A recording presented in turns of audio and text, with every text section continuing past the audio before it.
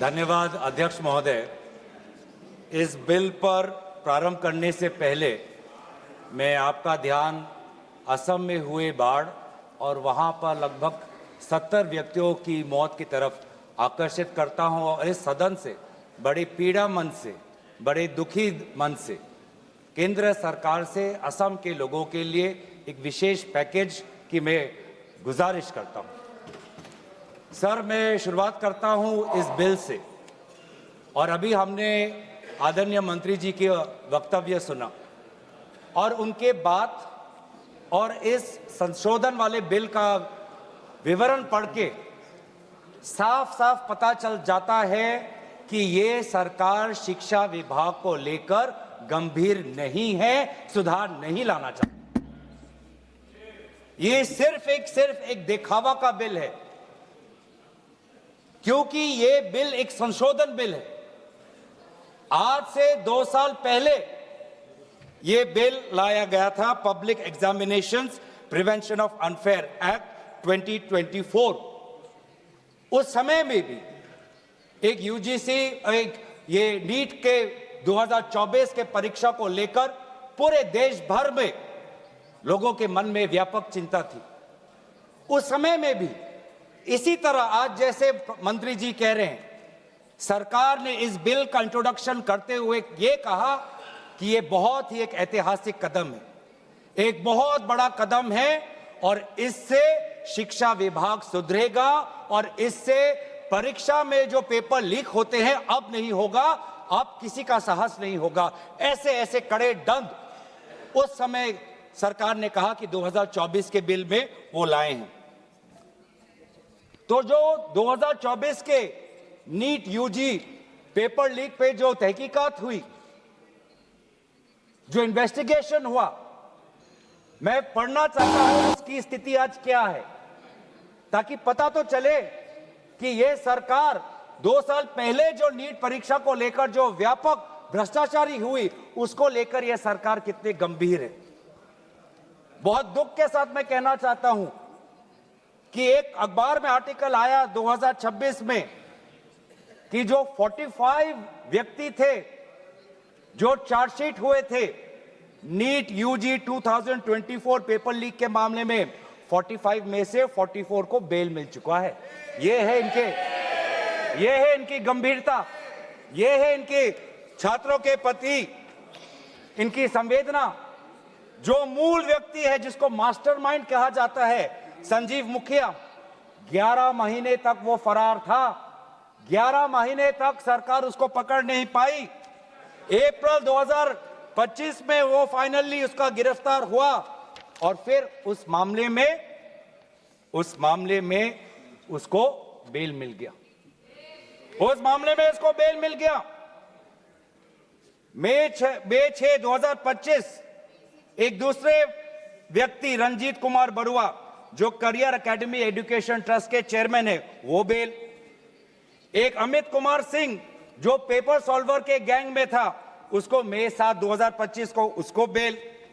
एक पंकज कुमार जो कैंडिडेट्स को वो सारे कागज लीक करता था मोबाइल फोन के द्वारा, मई 15, 2025 उसको बेल। राकेश, जिसका ये आरोप था कि उसने प्रश्न कागज को उसकी चोरी की, उसको बेल। तो ऐसे एक लंबा ब्यौरा है, चाहे वो अमित प्रसाद महाराणा का हो या धीरेन्द्र कुमार पांडा का हो। तो ये कानून उस समय भी विफल था और ये कानून जिस मंशा से आज ला रही है आज भी ये विफल होगा। ये कानून आपकी विफलता का स्मारक है, क्योंकि ऐसे कानून 2024 के में लाने के पश्चात भी 2026 में तो लीक हुआ ना सर। अगर कानून इतना ही सशक्त था तो आज 2 साल बाद ही इतना बड़ा व्यापक लीक कैसे हुआ। और अफसोस की बात है सर, उस समय में भी शिक्षा मंत्री धर्मेंद्र प्रधान थे और जब 2024 का जब पेपर लीक का मामला जब पूरे देश भर में आया तो आपको पता है धर्मेंद्र प्रधान जी ने उस समय क्या कहा? उन्होंने कहा, कहां हुआ पेपर लीक? नहीं हुआ पेपर लीक। और आज भी पहले 2.5 महीने तक तो उनका रवैया यही था कि कहीं कोई धांधली नहीं हुई, सरकार ने बहुत अच्छा काम किया है। 21 बच्चों की जान गई आत्महत्या उन्होंने की। आपको शर्म नहीं आती इस सरकार को कि जिस मंत्री के तहत में 21 बच्चों ने अपनी जान गंवा दी, आत्महत्या की, जब उसने अपने मंत्री पद से इस्तीफा दिया, कल जब वो सदन में आए आपने उनको ऐसा माला पहनाया ताकि जैसे वो पाकिस्तान से जंग लड़के आए हैं, ऐसा माला पहनाया, ऐसा उनका वजूद उनको बड़ा किया मानो कि वो पाकिस्तान से जाकर सीमा पे जाकर जंग लड़के आए हैं। ये है उनकी सच्चाई। दुख लगता है सर।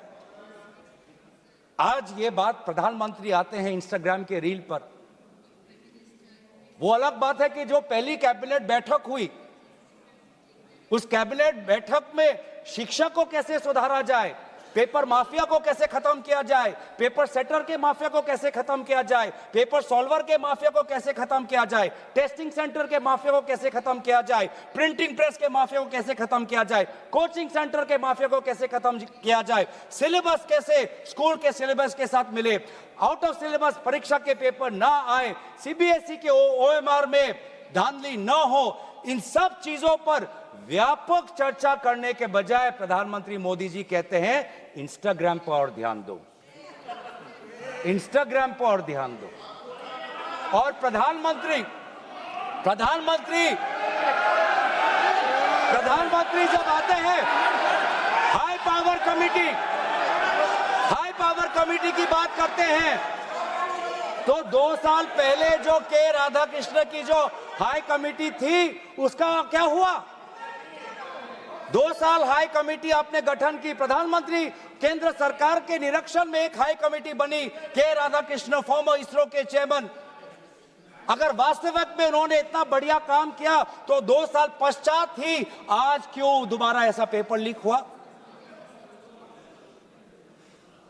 सरकार ये दिखाना चाहती है कि ये बहुत गंभीर है। पिछले कुछ दिनों में पता चला कि एनटीए के लगभग 47 लोगों को बदला गया। सर मैं इस सरकार से मैं ब्यौरा चाहूंगा कि वे जो 47 लोग हैं जिनको आपने ट्रांसफर किया या सस्पेंड किया, कौन है वो? क्योंकि एनटीए की जो एक्चुअल सैंक्शन कैपेसिटी है, एनटीए की जो सैंक्शन कैपेसिटी है वो 34 की है, 34 की सैंक्शन कैपेसिटी है। ये 47 कौन है? कौन है ये 47? 34 में से तो शायद 10-11 वैकेंसियां हैं, 24 ही है जहां पर लोग बैठे हुए हैं। तो ये जो 47 जो सैंक्शन, ये कौन है? जो आउटसोर्स करके अपने लोगों को लाया एनटीए में, वो लोग हैं क्या? उसका ब्यौरा मिलना चाहिए। हम जानना चाहते हैं, आपने एनटीए के डीजी को बदला और एनटीए के चेयरमैन को रखा, ऐसा क्यों? ऐसा क्यों?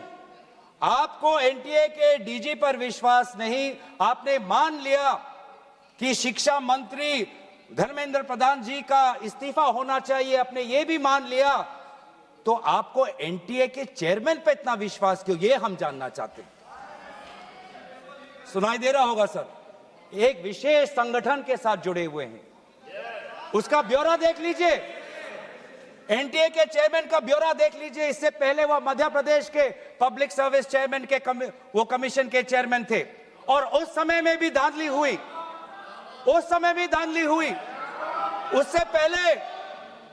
उससे पहले वो छत्तीसगढ़ में भी पब्लिक सर्विस कमीशन में चेयरमैन थे, उस समय में भी धांधली हुई। ऐसे इतने धांधली से जुड़े हुए व्यक्ति को आज भी इतने पेपर लीक होने के पश्चात भी आपकी सरकार बचा रही है, आपकी सरकार बचा रही है। जिस एनटीए के द्वारा 21 बच्चों ने आत्महत्या की, आज भी वो चेयरमैन बचा हुआ है। क्यों? क्योंकि वो एक विशेष संघ के साथ जुड़ा हुआ है। और यही दर्शाता है कि आप शिक्षा विभाग में आप सुधार नहीं चाहते, क्योंकि आरएसएस के लिए शिक्षा विभाग बहुत ही महत्वपूर्ण विभाग है, मैंने कोई असंसदीय बात नहीं की।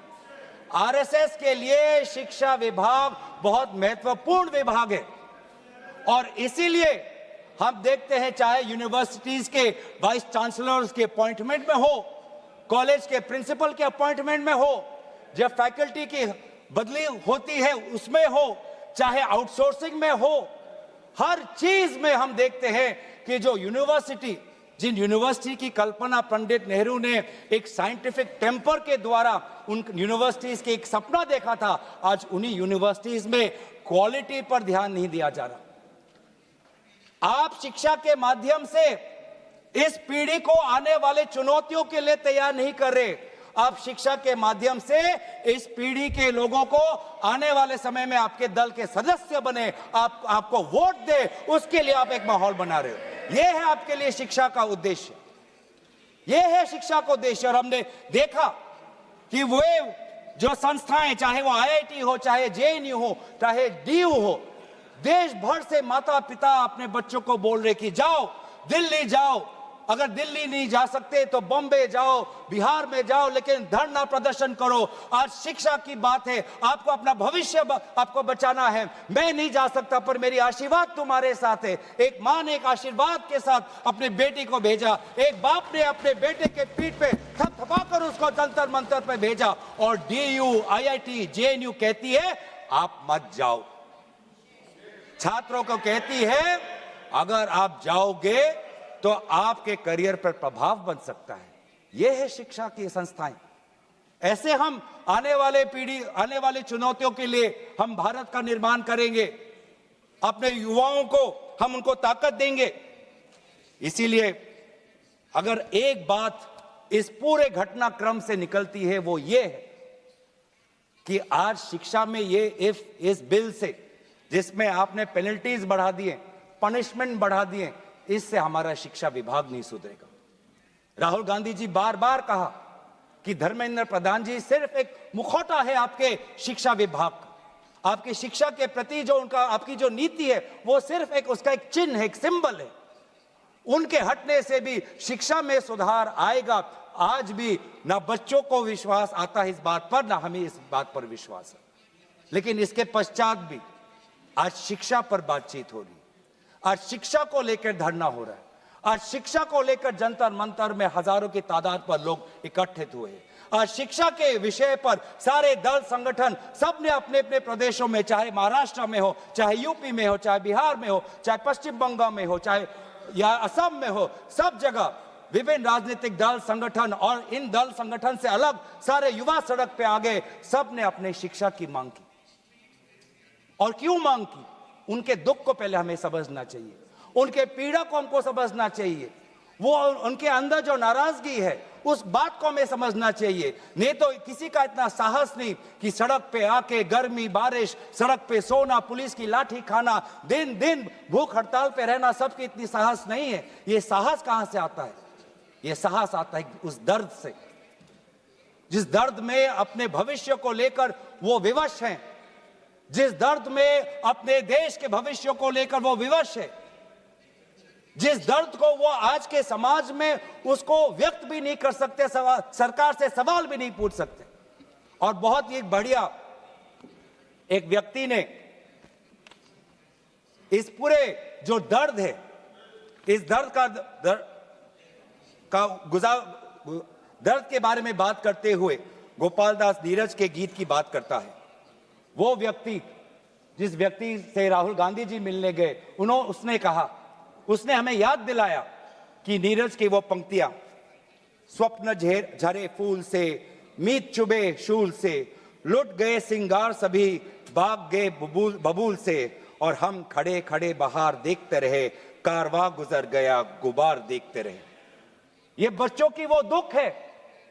क्या करें, हमारे पास पैसे नहीं है इतने कि हम पेपर खरीद पाएं। 30-30 लाख का पेपर हमें खरीदने के पास, हमारे पिताओं के पास इतने सामर्थ्य नहीं है। वो दुख है, वो नाराज है, और इसीलिए जब वो दुख से वो लड़ नहीं पाते तो आत्महत्या पर आ पड़ते। और NCRB में सर, आज देश की ये व्यवस्था, देश की असली ये है कि आज NCRB में, नेशनल क्राइम रिकॉर्ड्स ब्यूरो में, ये भी एक कारण है कि आत्महत्या हुई क्योंकि वो बच्चा एग्जाम में फेल हुआ।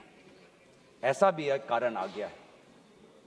बच्चों की आत्महत्या, छात्रों की आत्महत्या लगभग 1 लाख से ऊपर बढ़ चुकी है। 1 लाख से ऊपर, जिसमें से 2000 ने तो साफ साफ कहा है, 2400 ने साफ साफ कहा है, कि मैं फेल हो गया और इसीलिए मैं सुसाइड ले रहा हूं। बहुत लोग, बच्चों ने फैमिली, पारिवारिक कारण से, फैमिली रीजन से वो आत्महत्या उन्होंने की, लेकिन इसके पश्चात भी वे युवा आए, वो चाहे गुजरात से हो, वो चाहे महाराष्ट्र से हो, चाहे विदेश से हो, चाहे दक्षिण भारत से हो, महाराष्ट्र से, वो सब आए। और जब वो आए और दिल्ली की गर्मी, दिल्ली के बारिश से जब वो जो उन्होंने उसमें जो दर्द है, उसमें जो संघर्ष है, उस संघर्ष को याद करते, उस संघर्ष को झेलने में उन्होंने याद किया सावित्री बाई फुले को।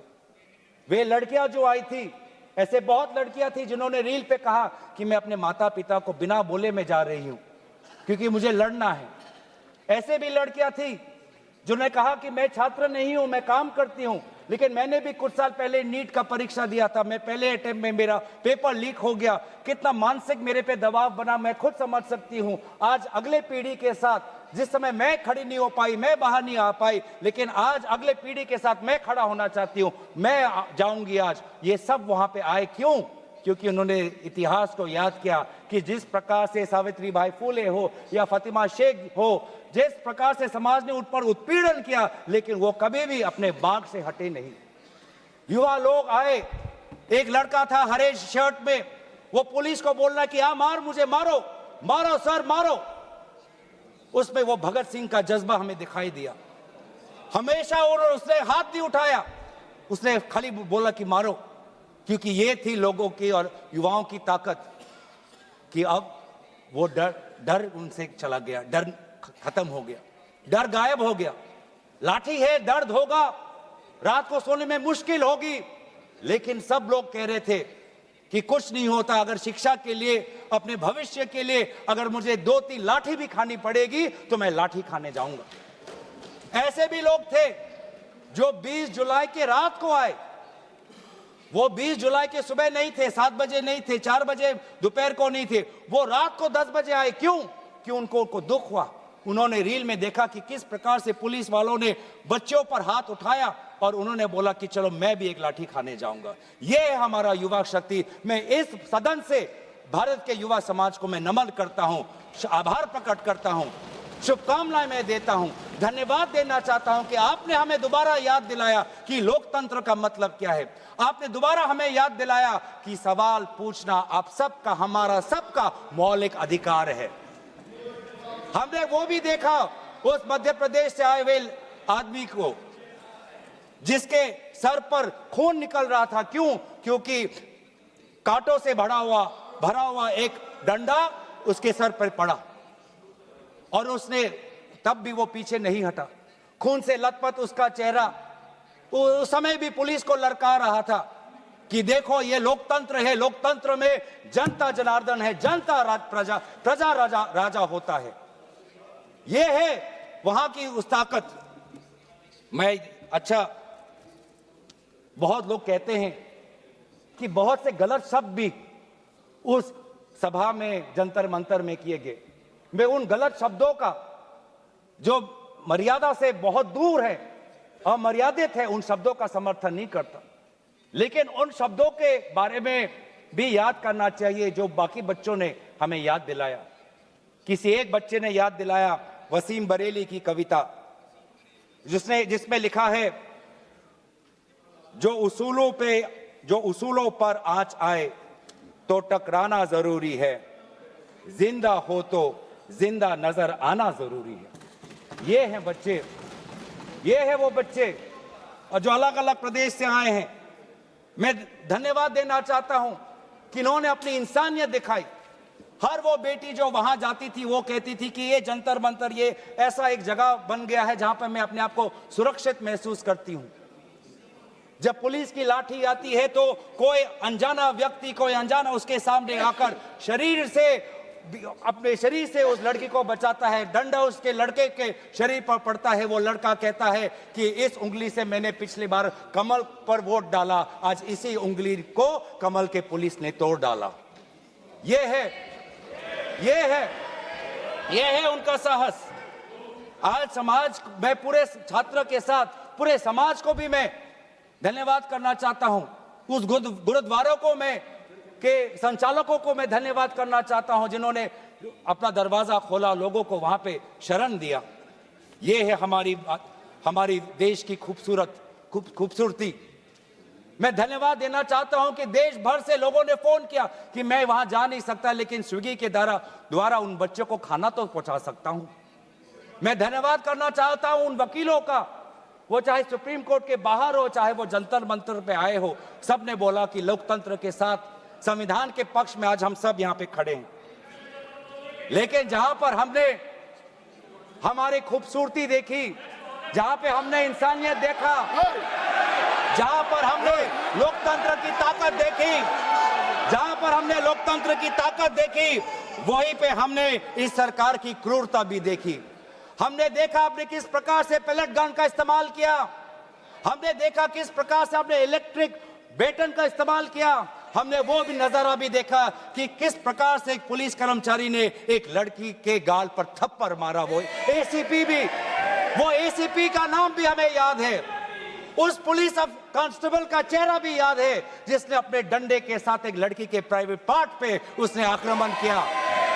हमें याद है वो लड़कियां जिन्होंने उनके आंसू निकल रहे थे आंखों से और कह रहे थे कि पुलिस वाले उनको मां बहन की गाली दे रहे थे।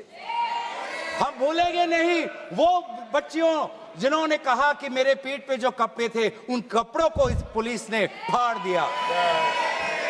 ये है असलियत, और इसीलिए बार बार हम मांग कर रहे हैं कि किसने आदेश दिया, वो आदेश कहां से आया कि पैलेट गन का इस्तेमाल हो,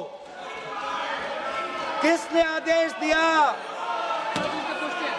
किसने आदेश दिया कि आंसू गैस का इस्तेमाल हो, किसने आदेश दिया कि लाठी पैरों पे नहीं लाठी सर पे पड़नी चाहिए, किसने वो आदेश दिया। और इसीलिए बार बार राहुल गांधी जी ने भी चिट्ठी लिखी है, और आज भी हम देखते हैं कि अब सारी हम बातें कर रहे हैं। आज इस सदन में, इस सत्र में इस विषय पर भाग इसलिए लेना चाहते हैं क्योंकि हम सरकार से जवाब चाहते हैं, और विशेष रूप से गृह मंत्री से जवाब चाहते हैं। गृह मंत्री से हम जवाब चाहते हैं। मेरा ये कहना है सर, गृह मंत्री से हम जवाब चाहते हैं। यहाँ पर बैठे हैं सर, आज ये बिल क्यों आया है, ये बिल क्यों आया है, ये बिल क्यों आया है, ये बिल क्यों आया है समझना चाहिए। ये बिल इसलिए आया है कि गृह मंत्री के द्वारा भेजी हुई पुलिस लोगों के हौसले को कुचल नहीं पाई, इसीलिए ये बिल आया है। आपने उस धरना को खत्म नहीं कर पाया, इसलिए ये बिल आया है। हमने देखा ना सिर्फ दिल्ली में, बिहार में आपने AK-47 का इस्तेमाल किया। ये नौबत है। हमने इसीलिए मैं लोगों का धन्यवाद करना चाहूंगा, और धरना प्रदर्शनकारी के साथ है जिन्होंने एक और हमें बहुत ही खूबसूरत गीत याद दिलाया, दिनकर का।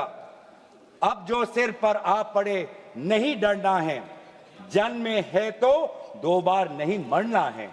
ये जो लोगों ने आज जो संदेश दिया है लोकतंत्र में, दोबारा उन्होंने आज हमारे ऊर्जा जो दी है, इसके लिए सारे विपक्षी दल, हम भारत के युवा समाज के साथ है, छात्र समाज के साथ है, वे सारे जिन्होंने संघर्ष किया उनके साथ है। और आज भी हम चाहते हैं कि गृह मंत्री आए और सदन के अंदर बोले कि क्यों आपने पुलिस के द्वारा बच्चों पर ये दुर्व्यवहार किया, बच्चों के पर आपने आक्रमण किया, और बच्चों के साथ आज उनके आंसू निकलते हमने देखने पड़े।